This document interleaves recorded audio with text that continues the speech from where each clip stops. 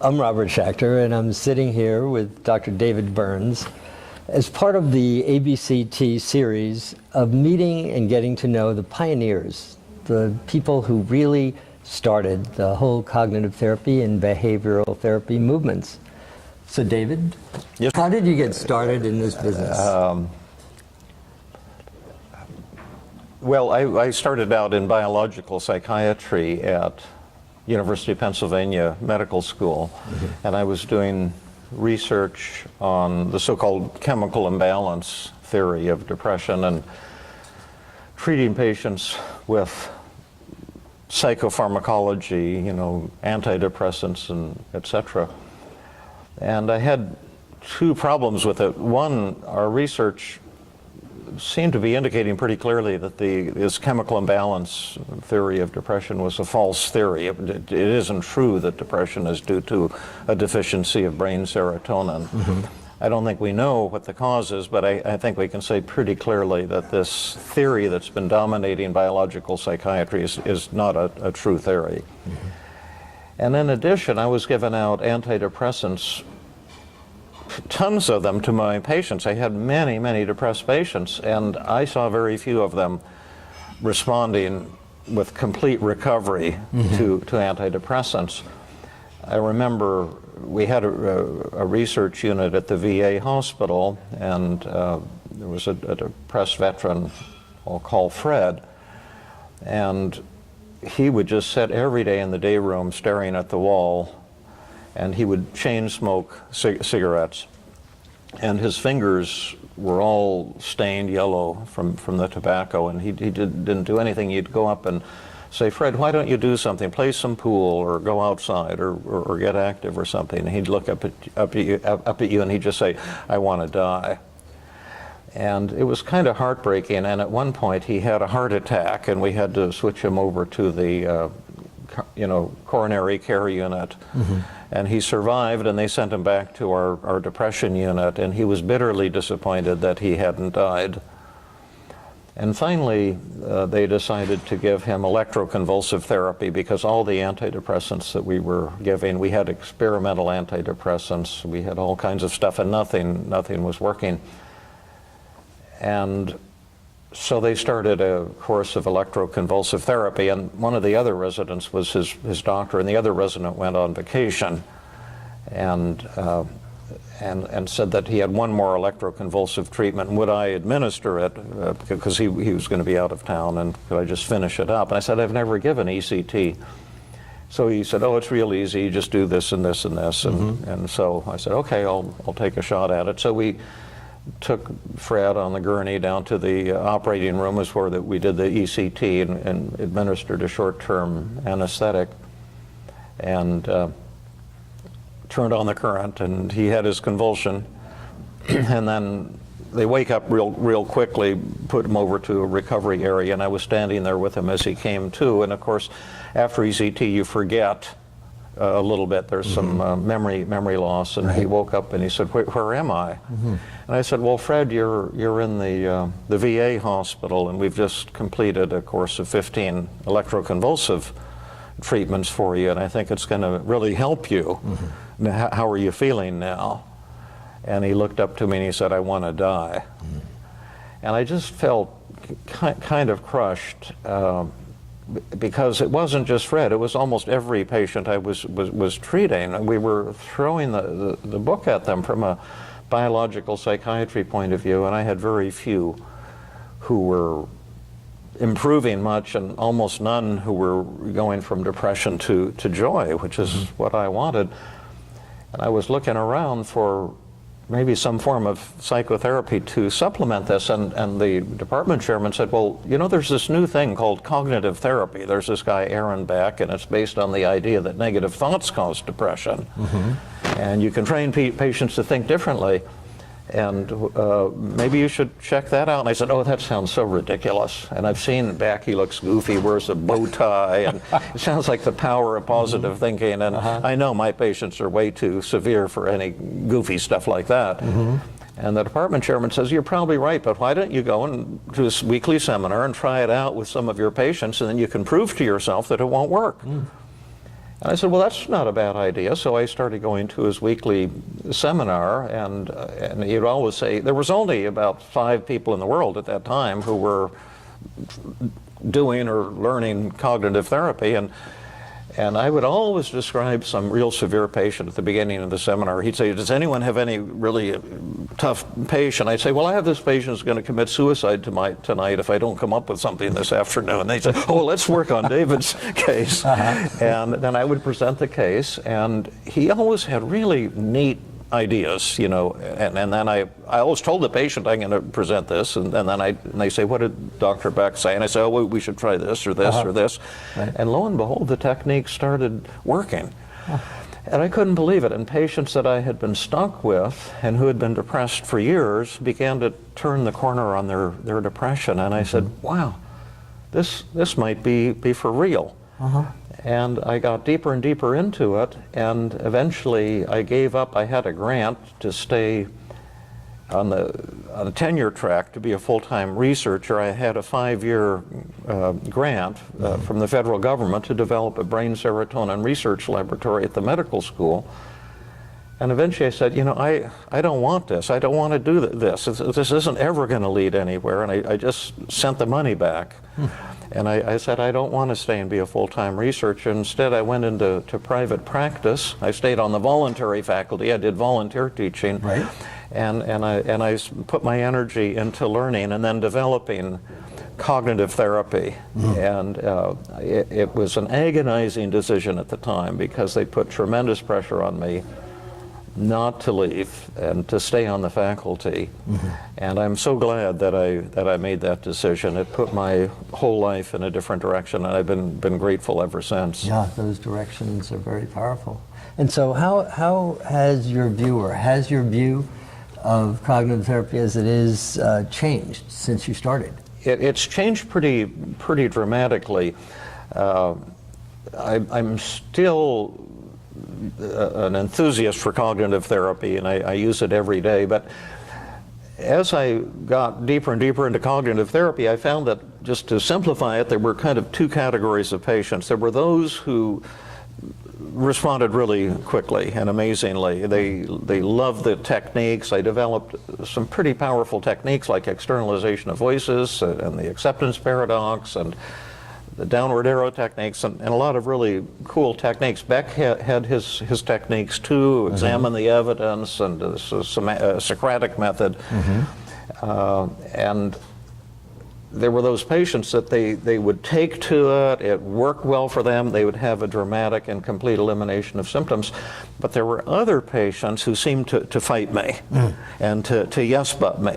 Right. And they seemed almost opposed to getting better as opposed to working together. Often they had borderline personality disorder, but it could have been any diagnosis. And I began to do research, although I was a clinician, collecting data longitudinally from my clinic in Philadelphia over time and measuring things to see if we could identify the ingredients of therapeutic success or failure. What were the things that really caused people to recover quickly, and what were the things that maybe caused therapy to fail? Right.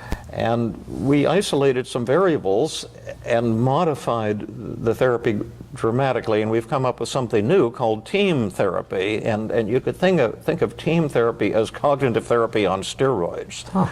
And essentially what it amounts to is putting a motivational front end onto cognitive therapy. We've learned to bring subconscious resistance to conscious awareness and to melt it away before we try any cognitive techniques or behavioral techniques or psychodynamic techniques or whatever to change the way the patient thinks, feels, and behaves. And this has led to what we believe is a significant advance or breakthrough in psychotherapy. Yeah, well, there are very powerful results of it, I've seen.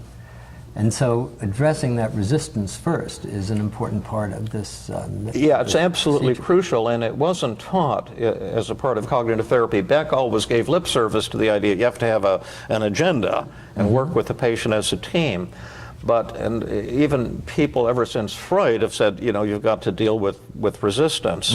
But no one ever told me what resistance was or how to turn it, Right. turn it around. And that's what we've developed essentially as a new way of categorizing resistance, seeing what we've developed the 8 most common patterns of therapeutic resistance, and then found ways of bringing them to conscious awareness the first time we work with the patient, and then melting them away. And what we've learned is that when there's no resistance left, the cognitive techniques, behavioral techniques, any kind of techniques you're working become vastly more effective, vastly more powerful. It's been really remarkable. We have to do a good outcome study to prove this, and a colleague at Stanford is developing one now, Dr. Kim Bullock.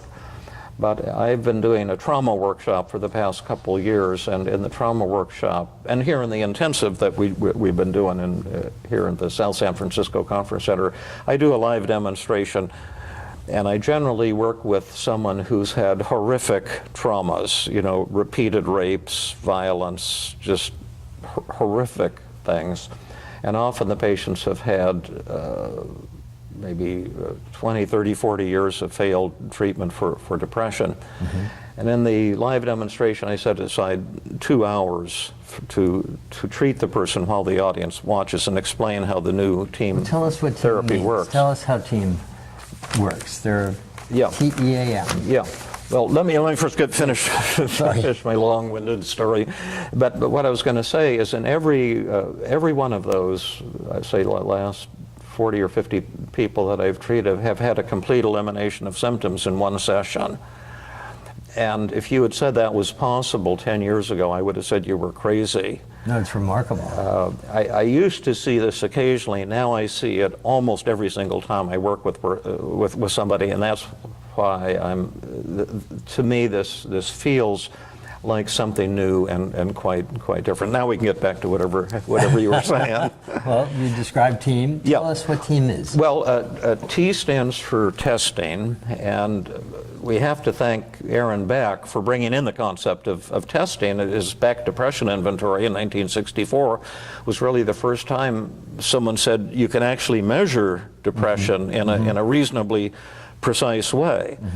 And I never had a patient in my whole career that I didn't measure at least one thing at every single therapy session. And I started measuring, I would say, in 1975 when I started doing clinical work.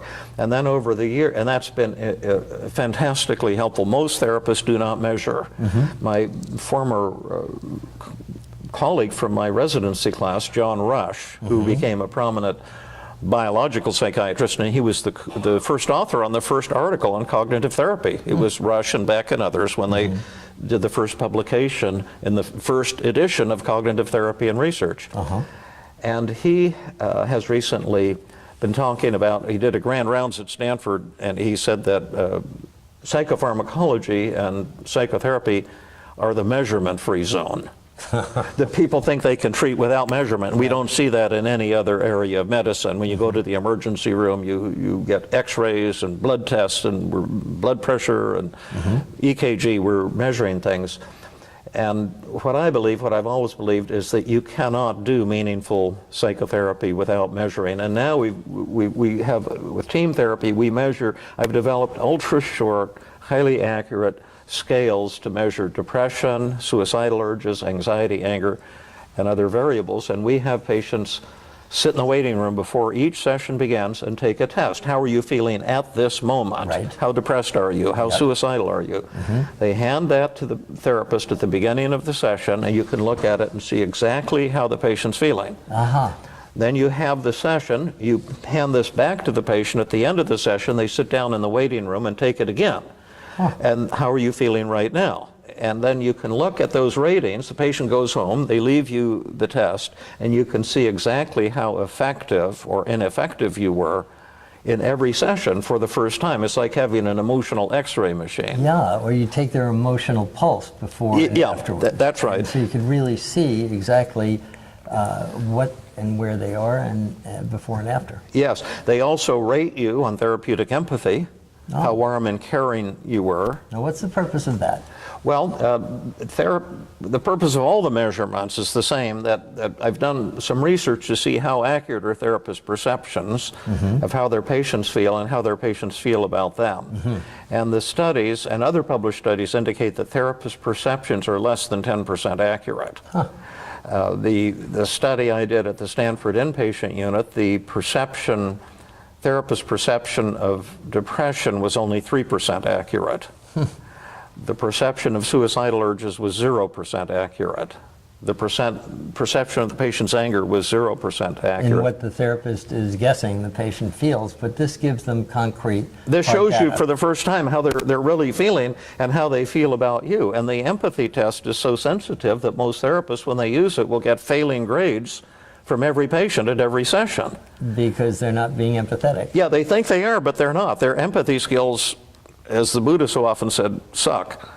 And therapists think they're very empathic, but their skills really are poor. So when you get that feedback, what is it that you do with it? Well, you process it with the patient, and if you do it with warmth and humility, you can deepen the therapeutic relationship. And if you want to cure the patient or see the patient recover, those numbers are invaluable. That really is. And because once you see what's happening in every single therapy session, you say, wow, I got a 20% improvement.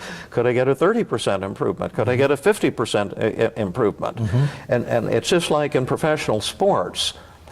We have here Stephen Curry and the Golden State Warriors, and he's fantastic at shooting three-point baskets. Why is he so good? Well, of course, he practiced, he's got aptitude, he's motivated, but the fact is, he can see when the ball goes through the net. Right. And if he couldn't see that, he never would have improved. So he gets that feedback. The feedback. But therapists can't see when the ball goes through the net because their perceptions of what happens in the session are not the same as the patient's. So it makes it much more accurate, much more in touch with the patient. Yeah, and so if your goal in therapy is to cure people, to heal people, this allows you to see if you're getting that job done. And if you're not, and if your ego isn't so big that you can't tolerate your failure, you start to learn what works and what doesn't work. And that is what really led to the evolution of team therapy. We began to see things that were important to rapid recovery and things that weren't important. So that's the first step. And what does the E stand for? Well, it stands for empathy. And well, everybody's empathetic. Right? Yeah, everyone thinks they are. Carl Rogers said that empathy is the necessary and sufficient condition for personality change or emotional change or whatever.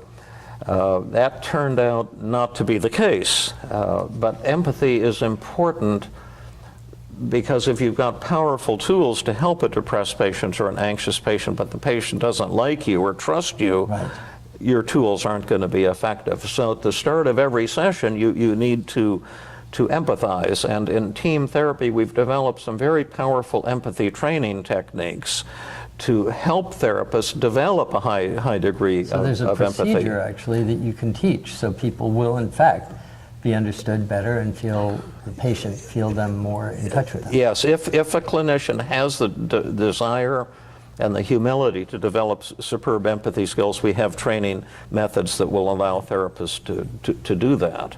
And that's part of this whole system. Yeah, but we don't expect too much from the empathy. I published a study in the Journal of Consulting and Clinical Psychology looking at the causal effect of empathy on recovery from depression. There have been a lot of correlational studies, but the causal analysis is difficult because there's this potential circular causal loop. Empathy could cause improvement in depression, but improvement in depression could lead to better empathy. Oh, that's interesting. And so no one's been able to figure that out. And I worked with a psychologist, Susan Nolan Hoeksema, and a statistician at Harvard, Professor Gary King. And we did the first causal analysis. Does empathy actually cause improvement from depression? And we reported that the good news is it does have a causal effect, a direct causal effect on reducing depression. The bad news, it was just a small effect. So you might get a person's... Not enough. No, not enough for complete recovery. You might get depression down 10% or 20%, but that's about it. You're going to need much more than just good listening skills. And then what does the A stand for? Yeah, that's the newest part of team therapy. It stands for agenda setting, or what we call paradoxical agenda setting. Mm-hmm. And what is that? Yep. Well, that's where you find out what, if anything, the patient wants help with, and then if the patient says, "Oh yeah, I'd really like help with my depression," you bring the patient's resistance to conscious awareness. This was never part of cognitive therapy training or any training I had, but you make the patients aware of all the reasons why they might not want to recover from depression, why they might not want to talk back to their self-critical thoughts. And the reasons are not what most people think. It's in textbooks you say, oh, the person's afraid of change, or they want to feel sorry for themselves, or some such thing. But it turns out that the reasons that people get stuck in depression or anxiety is the most beautiful part of them. It's an expression of their value system. For example, the depressed patient may be telling himself or herself, well, like the video that I showed at the intensive this year, working with a woman who let her daughter go out and play when she was 12 years old, something she had done every night since her daughter was 4 or 5, and go out after dinner and play. And her daughter said, "Can I go out and play, Mom?" And the mom said, yeah. She was a little unsure and a little late, but yeah, go on out and play. And then there were some boys there who had a high-powered pellet rifle, and they shot her in the face. And it hit on her tooth, and her tooth exploded, and caused, she had to have a tremendous amount of surgery. She was traumatized, had to have years of psychiatric treatment for her depression and trauma. And then the mother, who is a very fine psychologist, attended the intensive and did a live demonstration. We made a video of it. And she had had 9 years now, the mother, of guilt and shame and depression because of her negative thoughts. And she's been telling herself, I never should have let her go out and play. I'm a bad mother. I can never allow myself to be happy because my daughter is still suffering. Blamed herself so much. Yeah, yeah. And then before we helped her turn these thoughts around, I say, suppose we have a magic button, or suppose a miracle happens today. What will happen? What would you hope for in this session? And she said, well, I don't know if it's possible, but if all this guilt and shame and anxiety and depression and hopelessness and rage would disappear. I said, well, we can probably arrange that tonight. Well, I can't guarantee it, but it could happen. I predict it probably will happen. Here's a magic button. If you press this magic button, you'll be instantly cured with no effort. Would you press that button? Sounds pretty good. Yeah, I'll press that button.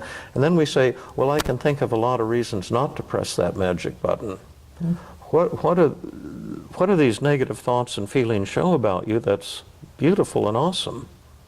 Now, patients had never thought about their symptoms like that. We were trained to think about them as psychopathology, right? Yeah. And so we started making a list, and she had no idea how to do it at first, but she got on board pretty fast, and she said, well, maybe my depression and my self-criticism shows my love for my daughter. Well, that's a good thing. You're 90% depressed, you press the magic button, you'll be happy. Do you want to be happy about the fact that your daughter was shot in the face? Do you see what I mean? Sure, yeah. This sadness that you feel shows something beautiful. Really a sign of her love. Yeah, it's a beautiful thing.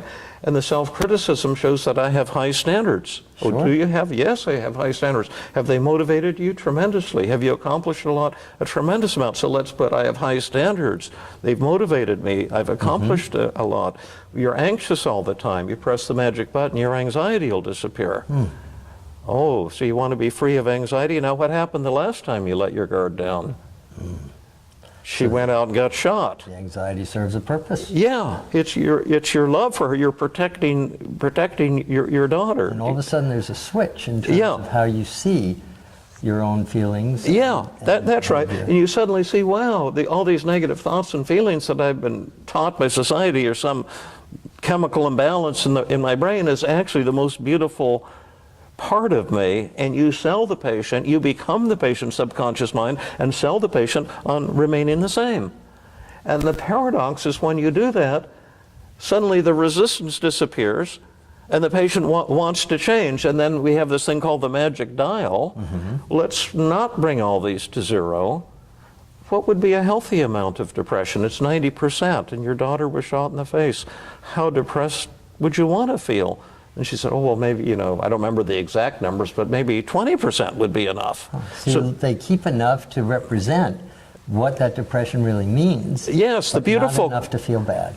Yeah, that's right. And so, okay, well, she said, oh, let's lower the depression to 20. And then how anxious would you want to be? How much anxiety do you need to protect your daughter? Oh, well, 15 would be enough. It's 100. Let's lower it to 15. How ashamed do you want to feel? Right. And she said, oh, gosh, shame sucks. Let's put a 0. Do you see? And so now what you're doing, and the patient re-rates every emotion, what would be the ideal amount?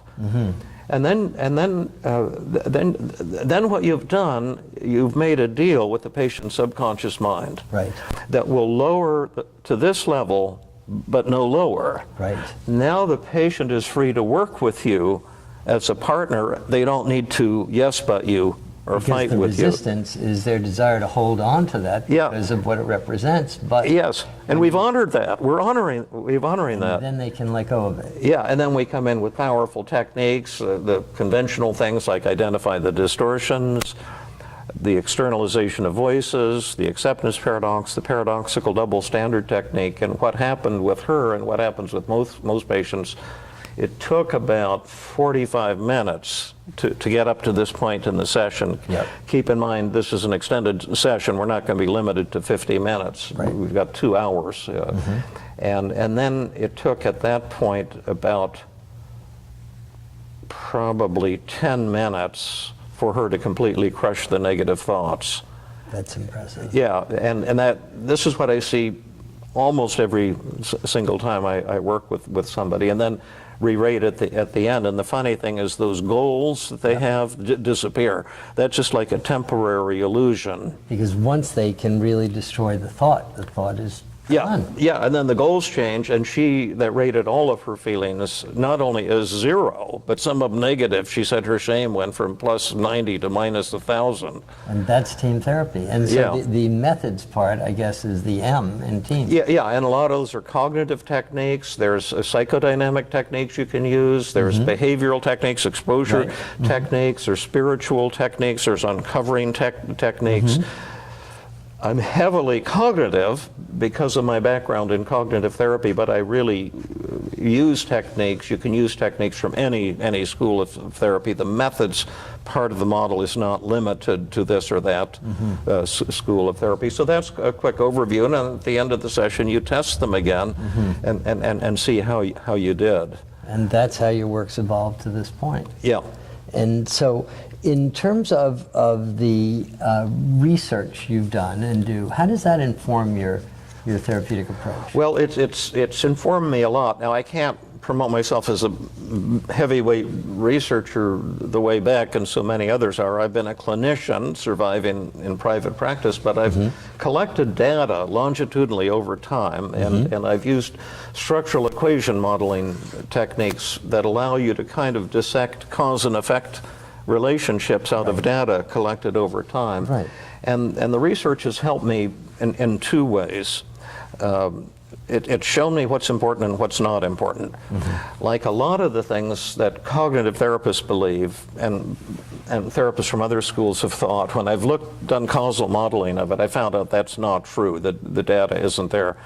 Like cognitive therapists believe that like perfectionism causes depression or neediness, love addiction, and that if you change those belief systems, the depression will go away. Right. And this is classic cognitive therapy. And the research that I did, and again I published in Journal of Consulting and Clinical Psychology, My research showed that that theory is a false theory. Huh. That the self-defeating beliefs and the depression go up and down together. That's true, but they're not causally linked. There's some third variable impacting both of them simultaneously. And so that research then contributes to your... Well, I say, yeah, maybe that's not the causal factors we need to be looking for. And then empathy wasn't the causal factor. That's not going to cure people. But I found a causal factor that had a massive causal effect on changes in depression. And that was a scale I developed called willingness. How and what it amounts to in a nutshell, without going into all the history of the research on it, the scale really asked, how willing would you be to do psychotherapy homework between sessions? Oh. What would it be worth to you to recover? How much work would you be willing to do? I measured all kinds of scales, like behavioral scales, cognitive scales. They had no causal effects on changes in depression, but this willingness scale had a massive causal effect. How much someone was willing to do the work they needed to do to get better, and you could assess that. Yes, and we've validated that in about 5 different databases, and each one, it had a massive causal effect on recovery from depression. We've looked at it with inpatients, with outpatients, a variety of settings, but that scale, which a patient can complete in 15 seconds at the initial evaluation, will tell you right away who's going to recover and who isn't. So that research got incorporated into your theory? Yes, that's what led to the paradoxical agenda setting, since motivation is so important.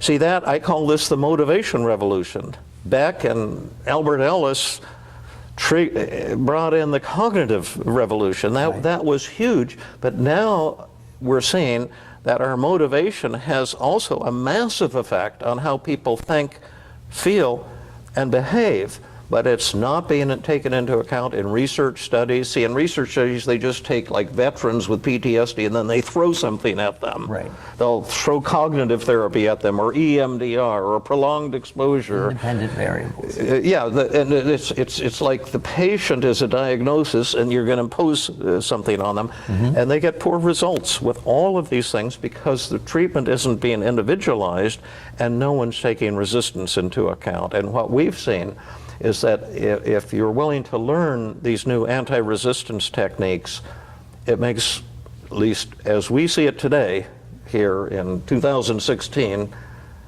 in August, it makes a massive impact on the speed of recovery. I think the impact is even bigger than the impact of cognitive therapy in the 1960s and 1970s. Truly fascinating. You know, today the therapeutic approaches that are used, that are considered cognitive and behavioral, involve mindfulness and acceptance, commitment therapy.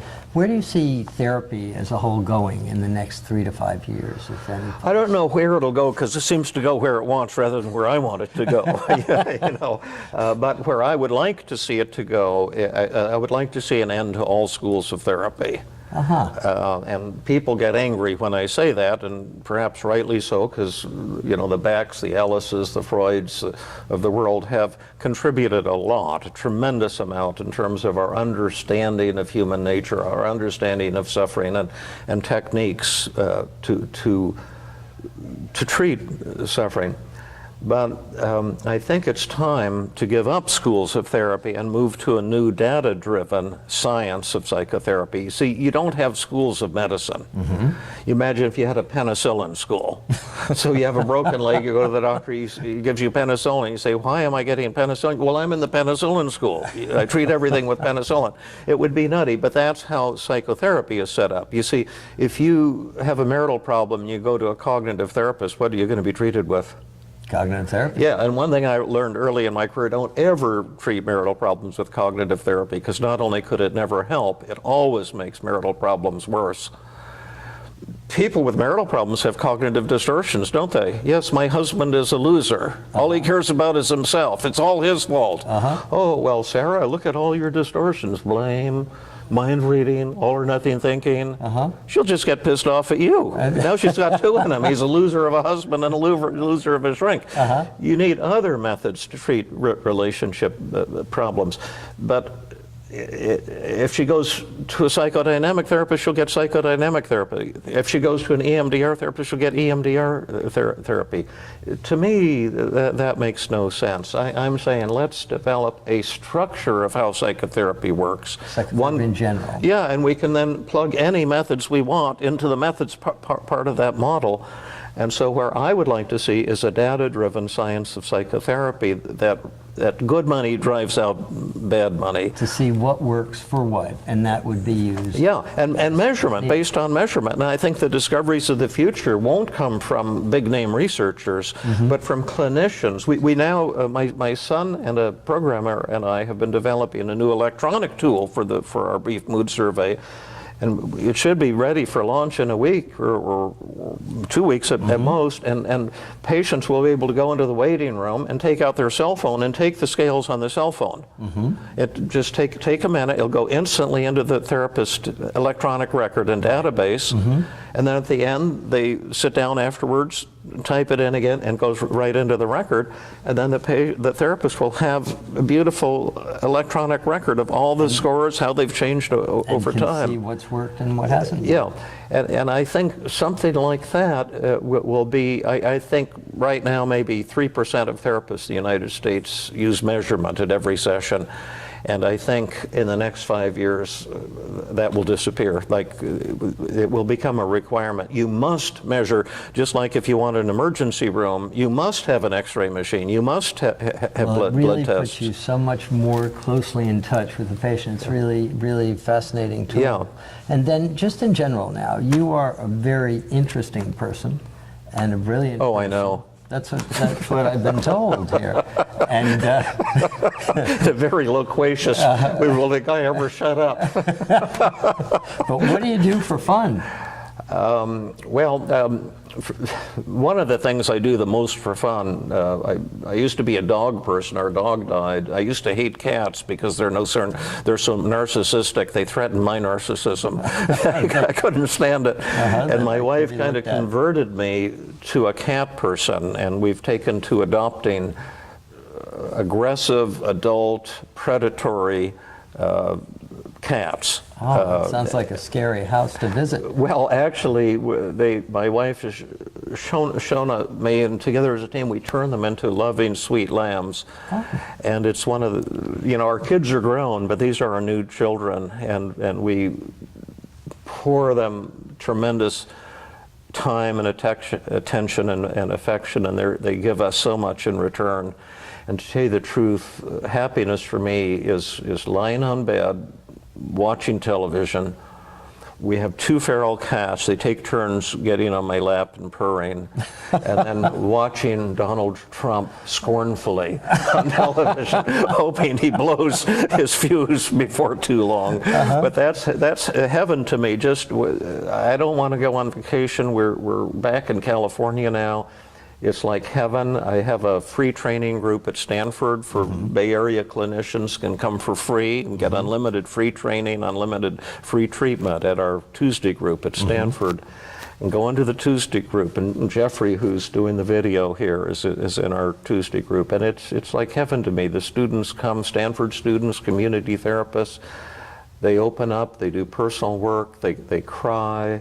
They develop deeper connections to each other. To me, it's just like heaven, teaching and being with my students and colleagues. And we've had gifted clinicians who have come. Jill Levitt, for example, Helen Yenny Kompshian are co-leaders of the Tuesday group, former students who are now brilliant teachers, brilliant therapists. And I'm so grateful to be able to hang out with them. They've contributed in huge ways to the development of this new model, and just to me, I just feel so grateful to be alive. And I don't ever want to go on vacation, because every morning when I wake up, I feel like I'm in vacation. We're finally home in California. It took us 20 years to be able to move back home from Philadelphia to California, and because I was in medical school here, and we couldn't afford to move back, and we felt really like so kind of alone there in Philadelphia, like we missed home. And we promised the kids one day we'll we'll make it home. And I didn't know if we'd ever be able to. When we finally did about 20 years ago, and when I came back and I was driving around, I used to cry at every street corner because I'd remember I was a medical student, I was on my motorcycle, you know, I picked up this girl here or some such thing. And it's just, I just, every day I feel like I'm in heaven. We just feel... Beautiful, full life. Yeah, very, you know, incredibly blessed. Yeah. Well, thank you very much. This has been a pleasure. Thank you. Okay.